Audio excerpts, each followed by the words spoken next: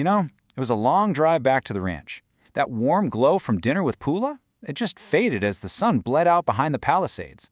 And as the light went, so did my mood. That's when it hit me, just this cold stone in my gut. I'd broken my promise to Unc. I burst through the door, ready to apologize, but he held up a hand. "Don't worry about the nitrogen, Mac," he said, and his voice was so heavy. "I have to tell you something." He told me one of the hands had spooked the fleet. A little stampede, he called it, but a stampede is a stampede. Nellibeth threw him. She took off through the woods. They found her at the bottom of the gully on the far side of Oak Hill. The words, they just didn't connect at first. My Nellibeth. My last real piece of rain. He didn't have to say anything else. I just looked at his face, at how the lines around his eyes had gotten deeper. He looked older than I'd ever seen him before. Before dawn, I hiked down to the gully to pay my respects. God, it was a hell of a thing to see right before heading to class. I ended up being 20 minutes late. Paula didn't ask why. She just said, "You got lucky. We almost went to the training lab without you." Her words just kind of glanced off me. I wasn't really there. For the next few days, I just lost myself in the work. Paired up at the fume hoods, I was unfamiliar ground. Yeah, the process was more sophisticated than my shed lab, but the rhythm was the same. Submerge the armature, spread the gel, whip the little sons of bitches into shape with electroshock, inject the fat, vacuum inject the synth blood. It was a ritual, you know, a way to not think. My lab partner was this kid named Scooch. He asked way too many questions that had already been answered. He was tiresome. But, next to him, I felt my own confidence coming back. Once I got my hands on the practice gear, I wasn't just some ranch hand playing with a chemistry set anymore. I knew what I was doing.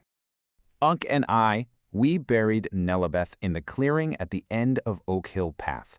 With her gone and the sail of the ranch just hanging over us, it felt like a chapter of my life was closing for good.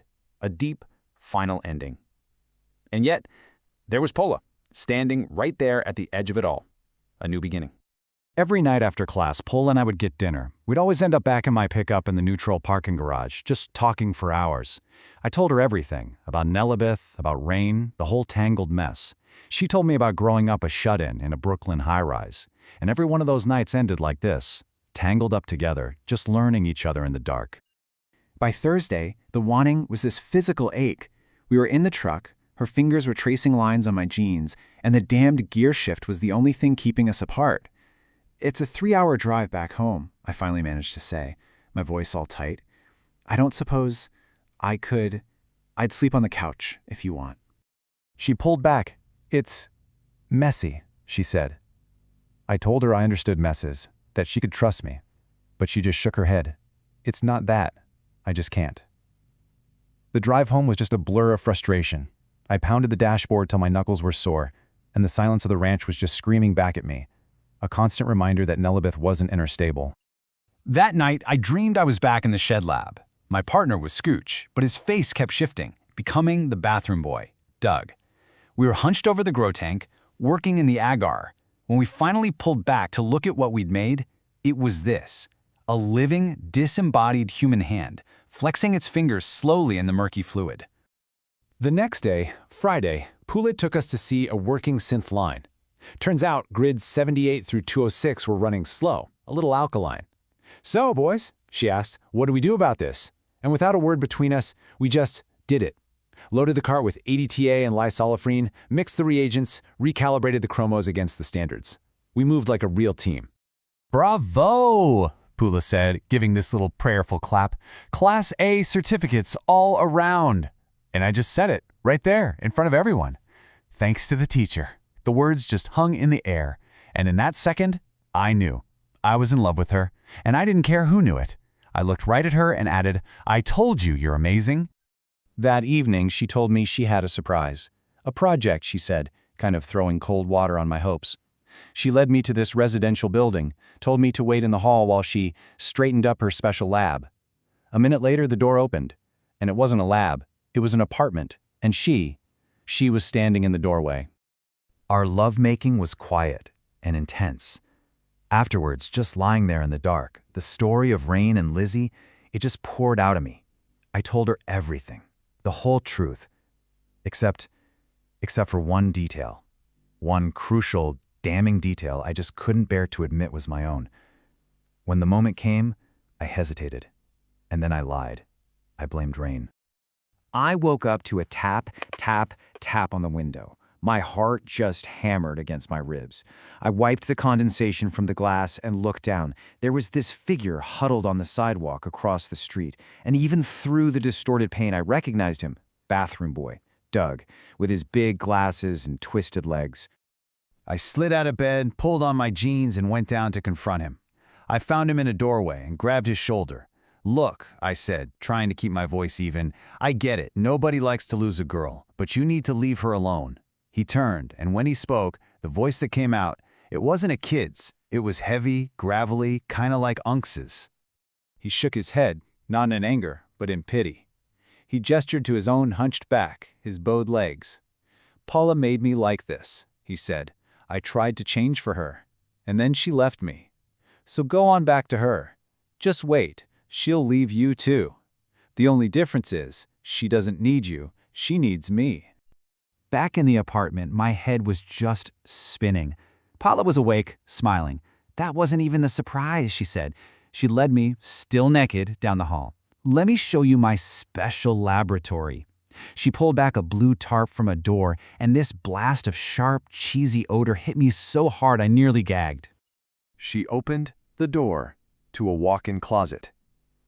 The whole thing glistened under a single bare bulb. It was a wet, tangled, living creature splayed out on the wall. Whole muscles, flexing, fastened with pins. A pair of lungs, billowing open and closed. A fine mesh of veins and nerves, like white lace. It was being kept alive by agar and a humidifier. It was a horror. That cheesy smell, the flexing muscles, my mind was reeling, and Doug's words just echoed in my head. "She needs me." My skin went cold, my stomach heaved. Was this what she was building, or a placement? I left that afternoon. She acted all coy, like my horrified confusion was funny, and that just made it worse. The ride home was a nightmare. I smacked the seat, punched it, cursed her name, cursed Doug, until I was just crying, driving blind as the tears blurred my vision. Doug was right. She doesn't need me. She's building what she needs. For a few days, I just drank. Paula called. I didn't answer, but I heard the message. Nutriel had screwed her on the patents. The next morning, Unc told me he'd spoken to her. She'd asked about the accident. And he told her the truth, the real truth, about me being the one who was drinking. Then he told me he'd accepted her offer to buy the ranch. Just like that. Everything was gone. She came out with her lawyers and with Doug to finalize the purchase. I couldn't stop myself. "Shouldn't you say Doug 1? I spat at him. I turned to her. "Did you finish sewing up Doug 2 yet?" She just looked confused, and then Doug stepped between us. "Stop," he said, his voice just weary. "No. Paula didn't make me. I made myself like this. I used her techniques to look younger." "You thought I made Doug?" Paula's voice was filled with this hurt that cut deeper than any anger ever could. Jesus, Mac. I asked her what the monster in her closet was. She just tapped Doug on the shoulder. He went to the horse trailer they'd brought and backed out a horse. She was beautiful. Her rib cage a little wide maybe, her ears a little too perfect. And her eyes were a beautiful, impossible violet. "It was supposed to be a surprise," Paula said quietly. "I was going to name her Nellibeth too." So yeah, that's how I got into edible tissue engineering. The judge awarded Lizzie's family almost twice what Doug Lenzler bought the ranch for. Unt can't pay that on his own, so I'm looking for work. Sometime later, I'm sitting in this interview telling the whole damn story. And as I stood to leave, the hiring manager said this to me. He said it with a straight face. This has been Nellibeth. Copyright 2012 by Nathan McKnight, originally published by Kazaa Press, ironically in an anthology about bronies.